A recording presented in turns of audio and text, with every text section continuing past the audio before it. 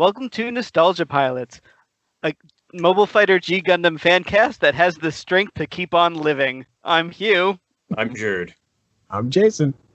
And I'm Spence. And we're here to talk about G Gundam Episode 7, Prepare to Fight, Desperate Struggle. And straight up racism. Ugh. I guess. So, before we get to the racism, though, I want to say, I know you guys, I think, are all watching on streaming, so it auto-skips the intro for you. I'm going to say that this is the first series where I have no interest even in briefly sitting through the theme song. I do not. This is my least favorite theme song by far of the series so far. I kind of like how bright and cheerful Flying in the Sky is, and how specific to G Gundam it is, because it is literally a pop song about piloting the Shining Gundam. The first time I was like, oh, this is a nice change of pace, but it does not have the listenability of the rest of them. Anyhow. I will say that the opening sequence version does not contain the extremely crunchy guitar riff that is halfway through the song. Or either of the two key changes the song has.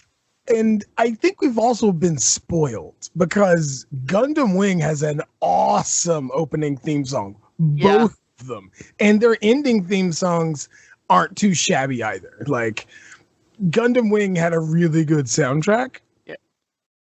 I'm finding that none of them have really wowed me of late. You know, not the way that themes for other shows have.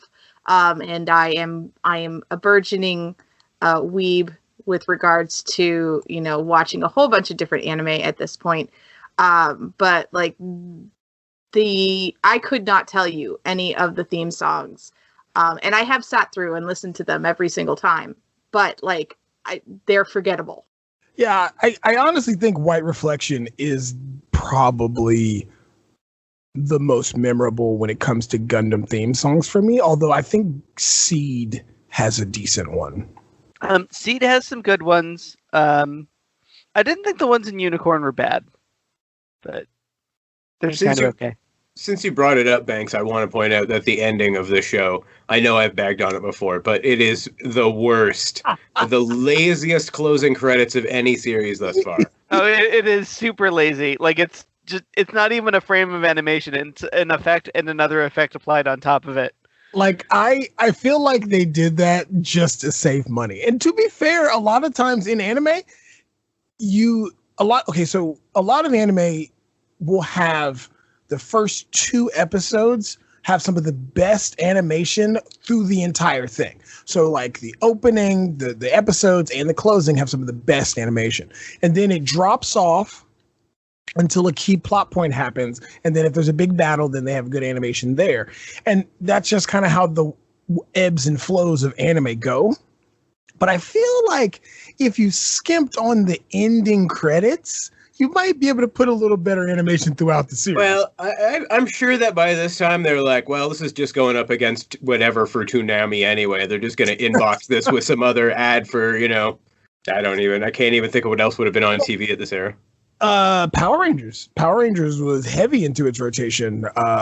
Same thing with the Fox after school specials. Or not after school specials, but the cartoon block after school for Fox was heavy as well. Toonami was going strong, so it had a lot of competition. Okay, so I do think that ending, part of the reason it's disappointing is because we've had so much pre-established quality ending, or at least ridiculous ending. Oh, but yeah, in that Safari, our Safari girl. Yeah, the Safari and the cameras from the MS-8. But speaking of precedents leading us to disappointment, so I want to discuss this fact. America goes into space, and we've had this debate before. Why does its colony look like Texas? Did they fire all of Texas into space? Who knows? Japan goes into space. Why does it look like the island of Japan? Did they fire the entire island of Japan into space? Probably not. But looks like Japan. Mexico goes into space. And they fire a sombrero desert into space. A sombrero desert cactus into space. You have pre-established what the pattern should be. I know what Mexico looks like. This was not that hard. Like, and it is a double whammy because not only do you get this shot of the colony, but you also get the really, really racist, like Desperado-esque guitar player for some reason. Yeah, like there is so much going on in this episode that is just like we saw a Western once and we applied it to clearly what this island would be or this country would be like 100 years in the future. My next note literally says, I didn't know the Desperado was here. Jurd, you are muted. Yeah, sorry, I didn't want to. Banks was going. It wasn't even a Western. It was Zorro. It was like a Zorro episode. Everyone's dressed like a peasant farmer. Like, Yeah, it looks like they like- saw us. The government official has that like suit from the 1880s on with the With the string s- tie. Yes, with the string tie. Oh, and his mustache. Oh my God, it is pretty powerful. Okay, and so let's not even like spoil the racism surprise here. We're then introduced briefly to the name of the Mexican Gundam, which is The Tequila Gundam. oh my Which god. is one of the ones they needed to change for the Western release because they were like, we can't do this. No, it'll go badly. I like. Sorry, I missed the Western name. What's the Western name? I think it's the Spike Gundam. Yes, it's the Spike Gundam.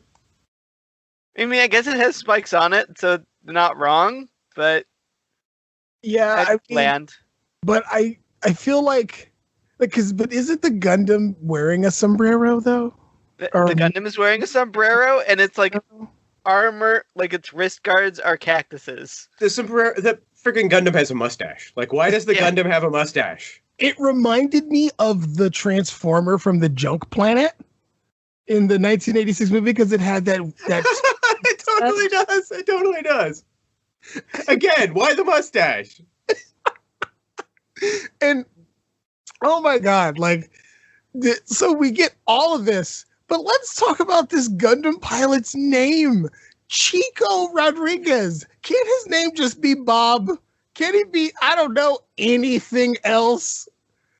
Like, I mean, it could have been worse. It could have been Juan or Julio or at least the sister's name is Gina. Like, at least that is a normal name. Like, I'm surprised they didn't go with like Maria or Rosalita or something. well, Like, Gina is a derivative of Regina, which is a Spanish name. So so they had class there, but not with Chico. yeah. So I am going to say, though, that the introduction of Chico in that whole little farm, or like the market situation that they're in, I did like the way that he was framed in the background. We could tell he was lurking. He was like the danger. Oh, when he was literally in a shark jaw. Yeah, but framed by Yes. the shark jaw. I like that part. Yeah. And Uh, I love do how like the fact that it opens on the extremely racistly designed space colony with the two of them looking down at Mexico from space and deciding that they want to go back there, and an old man, presumably their grandfather or something, is like, the ocean will heal and then you can go back. But it becomes an elaborate plot where he became a Gundam pilot so that he could go to Earth, but like, who is stopping people from going to Earth? Up to this point, everything has been everyone abandoned Earth for the space colonies, and the space colonies is where like everything is happening. So people want to go to the space colonies. It should be cheap to go to Earth. And the thing is that they do introduce that there are some major immigration issues. Like that is a throwaway comment, but I paid attention to it and I was Yeah. like, still? Mexico having immigration issues like hits differently in 2021. Well, than what they also- intended. Yeah. what all Oh, but boy. the crazy thing about it is, like you said, Hugh, but why would there be immigration issues if everyone is trying to leave? Like if they're trying to go to a colony, why would Mexican government immigration officers care if people wanted to come back?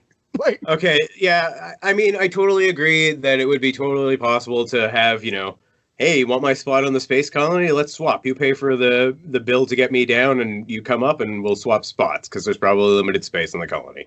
But Yeah. you can't look at this show for consistency in its logic because this is the same dude who gets like Doman gets knocked out by a blow dart. twice. Dude was catching bullets He caught episodes a ago. ton of bullets. So He caught like armies worth of bullets. So with regards to that, one, he was taken by surprise. Two, this time his cape has functionality and he didn't get to swing it ahead of time the first time. Yes, but to be fair, there's no yes but. This is anime. He tries to block it with the cape the second time and still gets knocked out. Like, he showed superhuman ability not 6 episodes ago. He knew there was an audience, and the audience had to be sufficiently enthralled with him to keep going. And then he got nerfed. So yeah. That's fair. Also, we need to talk about Domon and his stable, because it's basically these are wrestling promotions, right? Like they're wrestlers, right? Like they're why is he the only one looking like a hobo? Chippity Crockett is out here living life. Like he's at the pool, he's got the bikini girls, like he's living it up, eating grapes, having a great time. And Domon looks like he's living out of a trash can. Well, because he doesn't have corporate sponsors. Yeah, he doesn't have corporate sponsors, and he's actually doing this because his entire family has been accused of treason.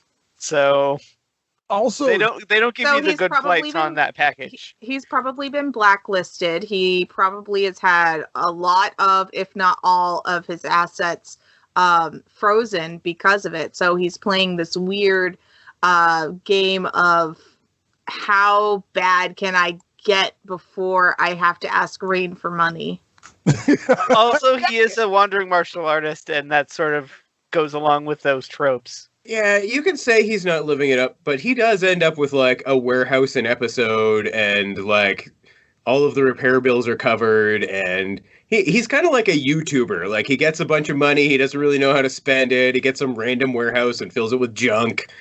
Probably, I can't imagine Rain's clerical paperwork every week. Like, can you imagine just the number she has to crunch, like the expense accounts? Well, they talk nonsense about the immigration thing at the start of the episode, but then they're just striding across borders with no one's stopping them. There's never an immigration issue or a visa problem. He ripped up his visa in the first episode. He's been to 8 countries since. Yeah. Yeah, it just. Although I will say this. Okay, maybe when they were looking for him, they all got distracted by Bunny's outfit, and therefore he was able to sneak by. Amazing. I don't know what she was like. If she's trying to be inconspicuous, she did it wrong. She is dressed like she is going to her quinceañera. She's wearing like this bright yellow frilly dress and like this giant hat. Again, it's like something out of a Zorro, like an old Zorro issue. Like someone saw this reference and they needed to do it, and they didn't think of what it was from or why it existed. But I will give props to Chico though for trying to quietly murder Domon. Okay. Like just rolling him off a cliff, being like, "Blow dart, let's just roll this sleeping dude off a cliff." Yeah, all right. I will say that the plan where you have to keep murdering people to cover up for the murders you've done is probably a bad plan. So wait, so how many people has Chico murdered? And this is the one that his sister stops? My thing is like he's had to murder at least every Gundam pilot that has come to challenge him. At least everyone. This has become a big enough problem that the Mexican government has turned to the U.S. government and said, "We need your dude to come down here and murder our guy for us." Because he's assassinating everyone we send to him. And it's great because, and here's the best part though, the people of the town support him because they know he's the pilot. Like everyone knows that he's the pilot. Like, because when Chippity comes out to challenge him, they turn out. So they know who this guy is and they don't care. Yeah, like that old guy is like supporting them, who we don't actually like get any sort of clarity on who that guy is or what his story is. Or his name. No. But I do have one complaint on Chippity. I understand, Chippity, that you have a stable of beautiful women that fix your robot and they do your clerical stuff and run around being spies. And I know Bunny was also the one doing the whole kind of spy thing when you fought Domon. But come on, guy. hunt down. This is like dangerous work. Go hunt down Domon yourself, like, or at least go with Bunny, like. And I mean, he gets sucked into he's so naive because he gets sucked into the Mexican government's plot. Yeah, because he's basically like, hey, Bunny, tell me where Domon is, and then I'll come and I'll fight him to get revenge. And that's what he thinks is going down. He doesn't realize that there's an assassination plot against this other Gundam fighter. So, but you would think that a dude who grew up like on the streets of New York stealing to survive would be at least like a little bit aware of things. Or sympathetic to him. He does stay in that crowd, and it makes it very difficult for Chico to quietly murder him. Although I will say that scene is awesome because like Chico like swings out with his knife and he like misses Domon and he like swipes right through this dude's hat, and that is like an amazing little piece of animation. Yeah, it's just a little throwaway bit, which is actually pretty funny. Like, this episode is pretty quick. Like and also I don't understand like, why is Domon such an asshole this episode? Like, could you figure out that the reason... Why is Domon such an asshole every episode? You figure out that the reason this guy is having to murder these people is because he used he said, hey, I'll be your Gundam pilot. And he used that to get to Earth. And then after that, he was just like, I'm out. I'm out. Like, I'm done. Yeah, well, he does help Chico in the end, but I think he's partially wrestling with the flashbacks to a fabricated memory. Like, that's got to be messing with his psyche as well. That's some trauma, because he had the nightmare that he was actually there when his mother was murdered and his father was framed. And I'm like, I literally make the comment of, so he has permanent brain damage now that has reformed itself into a PTSD-like flashback to something he was never there for. Yes. Yeah, this another version of this would be like David Lynch's Gundam, where, you know, it's just fabricated memories and who murdered who, and it would be endlessly down that aisle. But... It's very Weapon X. Yeah. It's a better Bloodshot movie than the Bloodshot movie. But yeah, man, like, and so also you have these giant robots that can travel from Earth to space and back again, but you can't cure a disease? And it's just some amorphous colony. They explain it as a colony disease. And so my thought is that people's physiology changes after prolonged exposure to 0G in space. And we don't know, how that science works in this fictional world. However, if it is as detrimental as they say, it's probably because of that transition from living in space their whole lives, and now there's something that is anatomically not cooperating with his sister, and it that makes sense to me because of that knowledge of coming home sickness or whatever. Yeah. The thing is, they describe it as a virus. So if she's like, she came to Earth, well, she got this virus in the colony and she came to Earth, is she like spreading that to everybody in the town? Oh God, she's patient zero. That's a terrible. Oh God, geez. If this turns into a zombie Gundam, I am out. I'm back I have bad news about the Tokyo arc, but we'll get there. I'm not saying anything. I haven't had any chicken today, so I can't spoil anything. We're actually one step away from something horrible, because that old man who's hovering around it reminded me of Hammond from Jurassic Park. So it's kind of like a perfect fit that he's monkeying with the... Anyway, so Gina has a colony virus, and this leads Domon to choose the fight over saving Gina, and I was a little confused about how that happened, but... Yeah, like, again, Domon is such an asshole. Like, murder's not a good thing. But when the government sends assassins to fight you, and the worst part is he says he's never going to pilot again, just find a new pilot, Mexico government. Like, just how hard is... Well, he didn't give the Gundam back. Now, if he was smart and he'd be like, hey, I would like to end my contract, here's the Gundam back, this may have been all avoided. Yeah, I wonder how they couldn't find it, though, because it was literally just off the coast. Like seriously, it was in...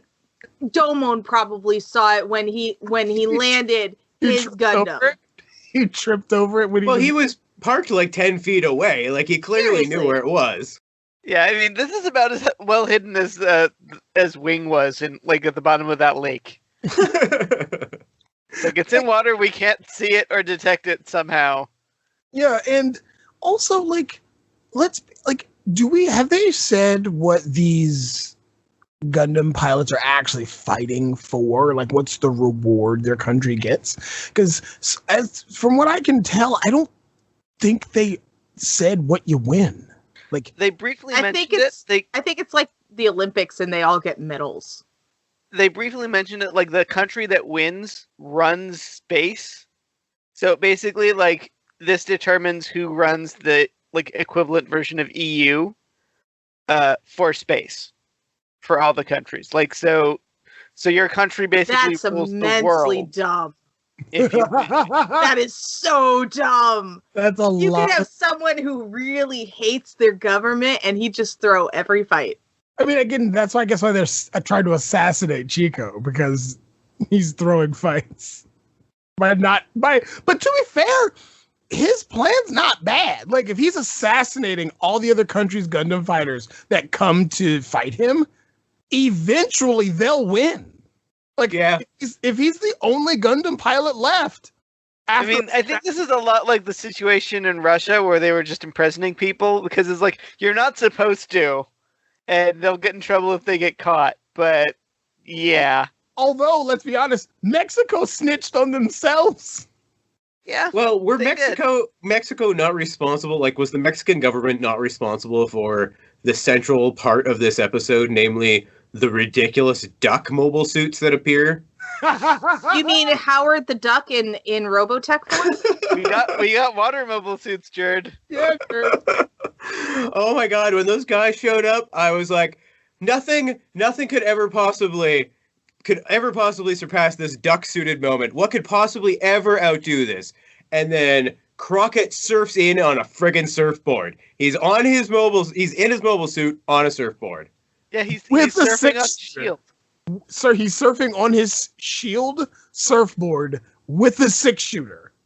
Yeah. Oh my god. In his like football pads. Because his Gundam is just sports. If you condensed stereotypical America, it would be Chippity Crockett in this moment. It's just to know real America and to be like, you're just slamming Texas into California there, boy. Like, oh my god, what is going on? Anyway. There's a line next episode that I think Jurd's gonna lose his shit when he hears. Oh, and man. I'm just waiting for it. Oh, that's right, because next episode we do go visit the Great White North. I look forward to it. Oh, man. But Can I request to be absent? no. You've got to see Neo Canada's lumber Gundam. Oh, God. Jurd, I'm sorry on your behalf. So Noman does this whole thing where he fights the Tequila Gundam, and he just kind of like cuts its arms off in one pass, and then he's like, Chico died somehow. Well, no. He puts the shining finger on the face and explodes the compartment that Chico is supposedly in. Well, he gives Chico in the chest. Like, he gives Chico the rules. Yeah. That doesn't kill the pilot, and it's fine. But he's just like, oh yeah, Chico's totally dead. And then the official's like, yep, he's dead. End of thing.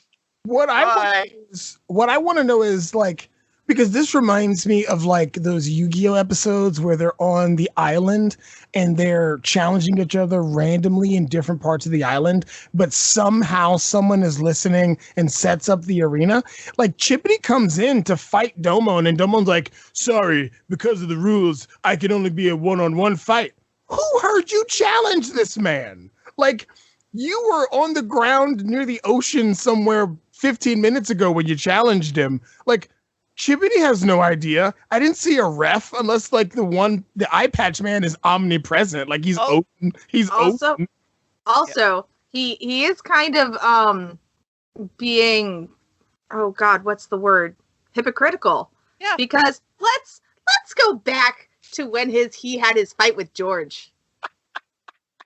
When we were first introduced to George, and he was fighting what, the Cuban Gundam? Yeah, that's right. Yeah. And he jumps in. And now all of a sudden he's all about rules and regulations. Bull. And also, can you not refuse the duel? Can you not, like, what if you're in dinner? What if you're having dinner with your family? You're like, if someone kicks your door and it's like, I challenge you to a Gundam fight, you have to I think you can schedule it. like you have to put down your dinner. Like, all right, honey, I'll be right back. Like, can you give me 20 minutes? We're just about to see you tomorrow at noon at the ruined monument of this country that we're in. Oh, they didn't smash a monument this episode. I know. I guess they're saying Mexico doesn't have one? Question mark. The theme was the ocean, so it had to be a fight on the ocean.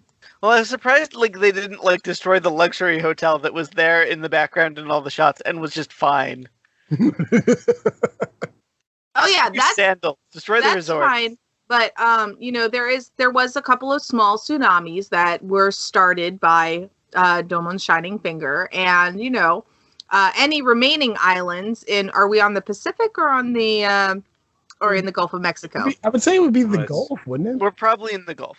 So then, the islands in the Caribbeans are kind of fucked, but because they'll have the resulting tsunamis. Real quick, what happened to Bunny? Like, after Bunny lost Domon, she just vanished from the episode.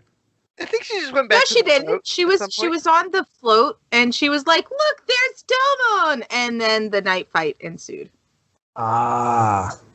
So, but again, I give mad props to Chibity, though. At least, Chibity is always with his crew, and he's having a vacation in Mexico. They're having a vacation in Mexico. So they're working. They're, feeding him grapes. He's in his little Speedo. He's a freaking Roman emperor. He's hedonism bot from fucking Futurama. Yeah, say what you will, Chico kept the budget down. Chico spent $10 on a pocket knife and $5 on a blow dart, and that was it. That was his entire Gundam program, and he was doing fine for years. Yeah, and he almost succeeded. If his sister hadn't stopped him, Domon was dead.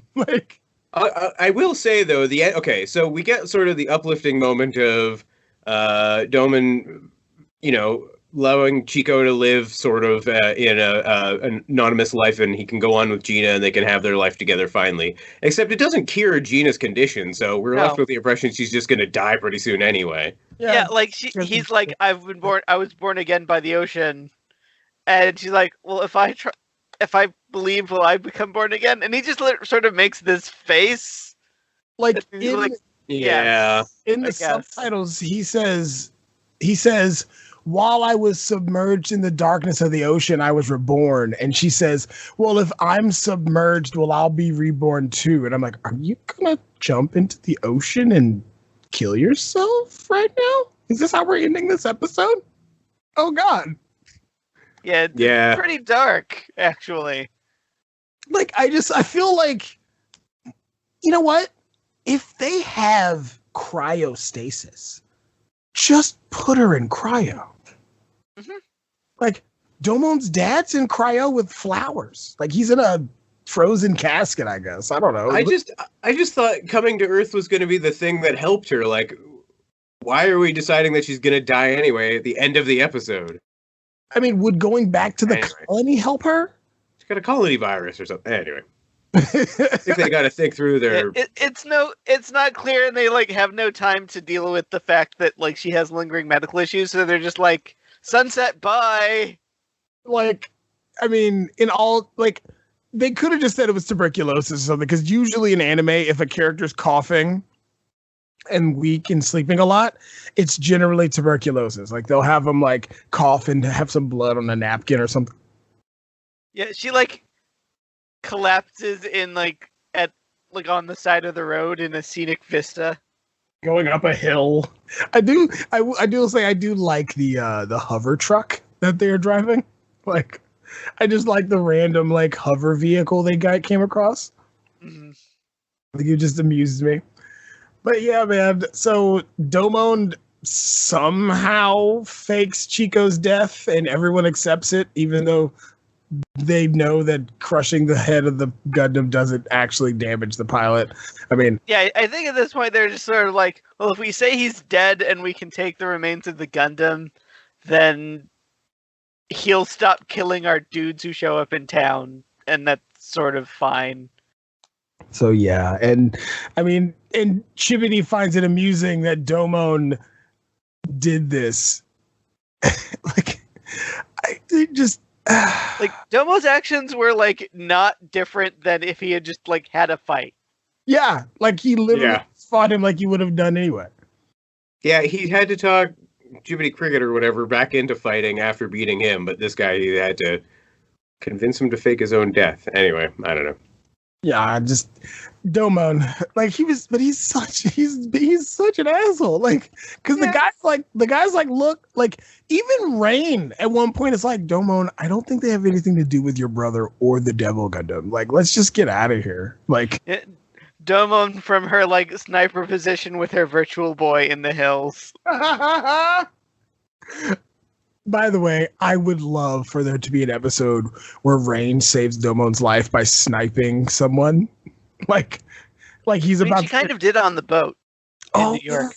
Yeah, that is true. But I was just thinking, like, maybe when he has the knife fight with Chico, like she shoots like a, I don't know, rubber bullet or something, and like shoots the knife out of his hand to save Domon. And you just see her give like the thumbs up. You know, because like literally, Rain has every skill that's not pilot a Gundam. Yet. I mean, he calls her the freaking doctor. Yeah, she is a doctor. Again, she's a doctor she's like a medical doctor who is also an engineer. Yes, and somehow Q, and his money penny, like all the things. Like, yeah. Again, I feel like she would fit right into Chibity's team. Like, I will say this until the end of the series, she should just be like another member of Chibity's team. I feel like the more that we learn about her abilities, I'm like, oh, so she's Dr. Crusher. Got it. Yeah. Well, except that she's not having sex with ghosts. Oh, God. No, that wasn't her. That was Deanna. But anyway, okay, that was also Deanna. Oh, but, no. But you know, she was Black Ops trained and also, you know, trained to evade and evade capture and resist torture and all that good stuff. Mm-hmm. So I'm like, okay. The more I know, the more I'm convinced that this is canon, and no one can convince me otherwise. So she's basically Japan's 007. Like, sure. So I just if this show was remade in 2021, it would be about Rain. Yeah, it would be about Rain. Yeah. Domon wouldn't be the character. Like Domon wouldn't be in it. Like, matter of fact, he might be a villain. Like, or just someone she fights at some point. Like, because yeah, like I think in that version, like she would be the Gundam pilot, and he would be like after her because he feels it should be him. So Funimation, if you do decide to make a remake, make it about Rain. Oh man! Start it off as Domon's story, but have him die in like the second episode, and the rest is like her quest for vengeance for her frigid boyfriend. Oh man! Oh, that's right. Like, he could be mortally wounded, and so to save his life, she freezes him in cryo next to his father. Yeah, I like it. Sold. And so then Rain is after the Devil Gundam because those regenerative cells can save them both. Yes. Oh, perfect. And it's called Devil's Reign. All right, let's go. Yes, come on, Funimation, give me that money. Sunrise, let's do this. And give us a call.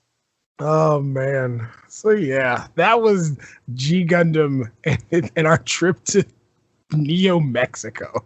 That was pretty rough. But do we have favorite points? Howard the Duck Gundams. Oh, okay. Since Spence beat me to it, I'm gonna take the secondary of Crockett surfing in on his shield to assassinate Howard the Duck Gundams. I'll take Chico being framed by the shark teeth. Like, Was he selling those, or was it just set up that way? Just sort of hovering there. It was just amazing, and I was like, he's not a bad guy. What would make you think he's a bad guy? Like, all you need is a Billie Eilish song behind it, and you know, he pops up in between the shark jaws, and you hear dun dun dun dun dun dun dun dun. And my favorite part is the scene where Chibity rolls through town, like on the stage, and is just like calling Chico out, and Chico's like, "I'm just gonna kill this guy." And then Domon stops him, and then they have a brief knife fight. And like the guy next to them, like Chico cuts his hat in half, so he's just sort of like wearing a Jughead hat, and he just has this really surprised look, and that is my favorite part. I love Domon being like in that. You want to cause a commotion? Actually, Domon, a blow dart to that dude's neck, and then he just wanders back off into the crowd would not cause that big of a commotion. Yeah, Like, that's literally the opposite of the commotion.